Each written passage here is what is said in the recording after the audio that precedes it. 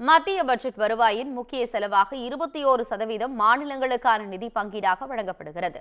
மக்களவையில் மத்திய அமைச்சர் நிர்மலா சீதாராமன் பட்ஜெட்டை தாக்கல் செய்தார். இதில் ரூபாயில் எவ்வளவு வரவு செலவு செய்யப்படுகிறது என்ற விவரங்கள் வெளியிடப்பட்டுள்ளது.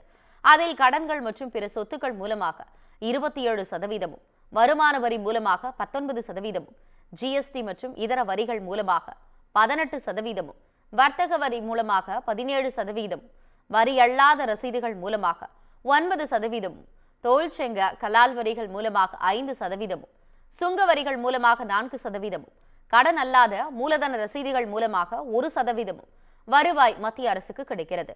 இதிலிருந்து வட்டி கட்டுவதற்காக 19%, மாநிலங்களுக்கான வரி பகிர்வுக்காக 21%, மத்திய அரசின் திட்டங்களுக்காக 16%, நிதிக்குழு ஒதுக்கீடுகள் மற்றும் இதர செலவினங்களுக்காக 9%, பாதுகாப்புத்துறை மத்திய நிதியுதவி திட்டங்களுக்காக தலா 8%, மானியங்களுக்காக 6%, ஓய்வூதியத்திற்காக 4% செலவாவதாக தெரிவிக்கப்பட்டுள்ளது.